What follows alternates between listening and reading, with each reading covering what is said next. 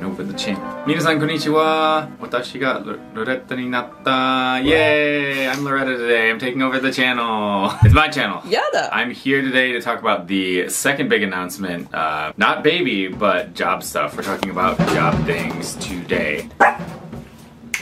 Hey. Ellie, keep quiet, the baby's sleeping. The baby's sleeping. Dude, we gotta go fast. Thank you so much for all of your love on the last video. For baby stuff, you can see our channel, Boomer's channel, whoever's channel, I don't even know whose channel it is. It's pretty much the baby's channel at this point. It will be the baby's channel. You can go see the family channel for baby stuff, but today we're gonna get back on track and just focus on some Japan life content that you guys have been looking for. Or your Instagram for baby stuff. I got my Matsuri shirt on. Oh yeah, it's a nice party today. Yeah, there's a lot going on that shirt. So as you guys know, Boomer has come a long way. I dragged him long way. Yeah, I dragged him all the way from New York. Both physically and mentally, language-wise. Completely changed careers.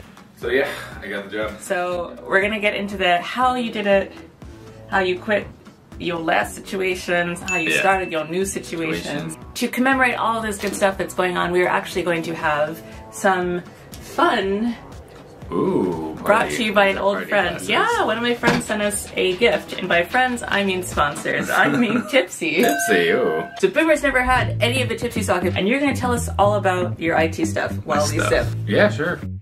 The great thing about Tippsy is that it's local breweries. It's actually local. I've been to some of them, believe it or not.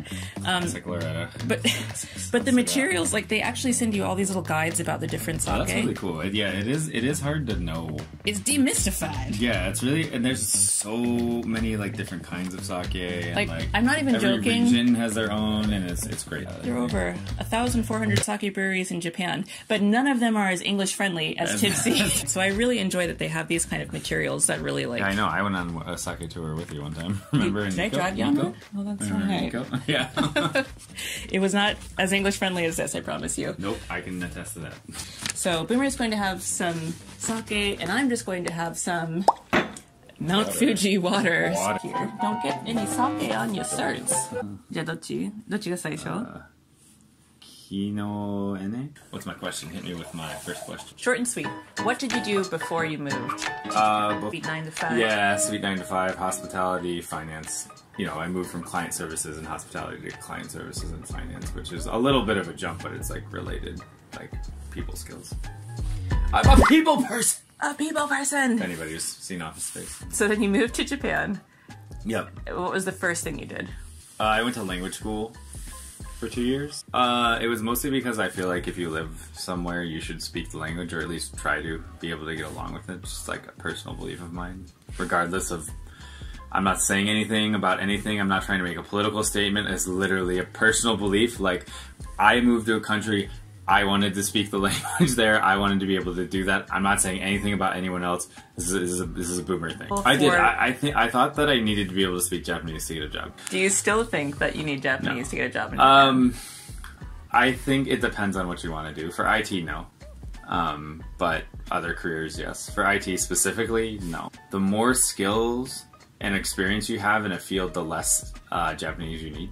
There's some fields where absolutely you need to speak Japanese no matter what, like marketing, sales, all that stuff. Like, you can't sell to Japanese companies if you don't speak Japanese. Anything, yeah, eigo, yeah, general, like finance or coding, and definitely in IT. 100% in IT. The more skills and more experience you have, the less English you need to speak. So if you're someone who has like 10 years of experience, you don't even need a college degree to get a job in IT here. Except you do, though. No. If you have 10 years of experience, they will forego a college degree for really requirements. That's what my current company has said. Oh, okay. I mean, if you like never went to college, like after high school or 18, worked in IT for 10 years, that's put you at 28, which isn't old. Or even if you went to college and like worked for a couple of years and like started working in IT when you were 25 in 10 years, like that's 35. That's still not super old. Like if you were a programmer with 10 years of experience under your belt, you could probably get hired here without being here. You could probably get hired here, like do remote interviews and then get a visa and get hired over here. Things that are in high demand here are cybersecurity engineers, cloud engineers, programmers. Infrastructure engineers is kind of an older term for like network engineer. Yeah, it's just basically the more experience, and you have to find a job that'd be willing to sponsor you without you being here. It's definitely more difficult. It would be easier to be here, but you don't have to. I've seen cases where people don't have college degrees, and if they have 10 years of experience, then companies will sponsor visas, and they have been granted. I'm not saying it happens all the time. I feel like you're like looking into someone's soul specific. Like someone out there is like, that's me, Boomer. I'm coming over. News to me. Yeah. All right. Because I've heard that 10 years experience, but that. Whoa, sorry. Okay. Came here. You did language school. Realized it was a bust. No, just kidding. You just graduated. Okay, I don't think Yokohama Design College is the best for JLPT, or at least the class I was in was not the best. No, I like my school a lot and it was great. Really good for conversation, and like it's weird. It's that weird like mix. You need to be able to read and know a lot of vocabulary words to pass the JLPT, but if you want to get an interview, you need to be able to talk. If you're here and you're like, oh, I went to language school for 2 years, sometimes people will interview you and they'll test you on Japanese just to see like what you can do, because speaking is a big part of it. And people ask, but did you need Japanese? Even if you don't need it at the actual day-to-day, did you need it for the interview process? No. But okay, I was going to say, before you answer, I was going to pour you another drink. You got to keep you going. Next one, you wanted the Niwa no Uguisu, I would right? probably say, for the actual interviews, job interviews, a lot of it, I'd probably say like 60-70% of the job interviews were in Japanese. Yeah. Or had a Japanese component to them. Like even for like non-Japanese companies? Yeah. For Japan branches of American companies, for example? Yes. It's got a dry pear taste near Chikugo River, and white wine drinkers will find this sake up their alley.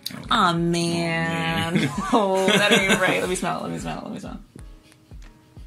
Ooh. Uguisu. How did you actually pick your new career? Because I know... Oh, how did I do it? Oh, okay. So first of all, if you're in America and you're not thinking about coming to Japan, you don't need a college degree to get an IT, specifically in America. If you're a college student and you want to come to Japan and do IT, you do need a college degree. If you're in America, you do not need a college degree. You can get certifications, or you can just literally apply for help desk jobs. Are you telling people don't go to college? Maybe. Is that the title of this video? I'm not saying don't go to college. Like, I can't make that decision for you. I'm not going to tell you not to go to college. I don't want people to say that, but I'm telling you, if you want to do IT, then you don't have to. You could also try it, and you can go back to college. Like, you're 18 years old, right? If you go to and you do help desk and you're like, I hate computers, I never want to talk to another person again, you can go back to school. It's fine. I would say if you're going to go to college, I would go to college for cybersecurity, honestly. That's where you're going to get the most bang for your buck. All the programmers in the audience are like... Oh, I don't know anything about programming. I got comments. I got opinions. Snowpine specifically, I'm calling you out. I feel like I could feel him typing. You know who you are. There's like programming and like UX UI, and then there's like IT and cybersecurity. Dear, those are like the big Boomer segmentation. You are wrong on the internet. Also, programmers don't need to go to college. Yeah. Dear Boomer, I took your advice and I didn't get the job. Just need to program and show that you can do stuff. Get a GitHub. I'm really interested what the comments on this one are going to be. Get a GitHub. No, this is just like, people know this. Oh, how did I decide personally? And while I was going to language school, I figured out that I needed like some sort of skill. That I wasn't just going to get by with my Japanese, because, you know, it's not bad, but it's not great either. Why I was like, well, what would I actually want to do? I started like thinking about like careers and stuff, and like, I was like, what do I actually like doing that could be marketable? Right? I always like building computers. Like, I've built computers ever since I was a kid. I've been a gamer, and you know, when you're younger, saving a couple $100 on a computer is a big deal. So I built my own computers as I was younger. I was like, I like doing that. That's fun. Building gaming computers is not a job, or at least not one I could find. So what's like a career that's close to gaming computers? And it led me to IT. I Googled what careers can you build computers in, like literally, and then yeah, or something like that. It's something that I said, like what career can I have where I build a computer? You know, I went down the IT YouTube hole, and you know, I was like, oh, this sounds really cool. So I decided to start doing stuff getting certifications and More if you're young. もっとうぐいす。 No, just what's the next one? 次 Yeah. 次は、立山。 Okay. You know, I was older. I was like 36 or something when I started looking for jobs. I can't go in and take like any salary. I have other things to think about. Yeah. Like a baby. Like a new baby. Oh. Being paid was important to me because of my age. I can't like go in and make 20 grand a year. Sorry. So how did you avoid entry-level pay? I would say the biggest way to maximize your pay is to go for non-Japanese companies. Japanese companies pay based on how old you are and the number of years you've had in the company. Let me know what you think. Ooh, this one goes with meat. Well, this one's good. I like this one. And it says, this is the Tateyama Tokubetsu Honjozo. It's from Toyama, and it pairs wonderfully with shabu shabu or grilled fish dishes, but feel free to experiment. Thanks, Tippsy. Thanks, Tippsy. What CERTS? I think CERTS are kind of like the JLPT. They like get you an interview, but like you need the knowledge. I have like CompTIA A+. So I got my Security Plus. I have CCNA. But yeah, CCNA. An Apple certified support professional for version 10.15. Actually got me an interview though, which was good. Probably CCNA is the one most people know, and I were like, wow, you have CCNA. Let me move back. Okay, well, let's give me some Beijing then. Some Beijing. Speaking of Beijing, Boomer and I actually saw our friend Yumi recently. Oh, yeah. And I asked her to weigh in as well because she also knows about them certs.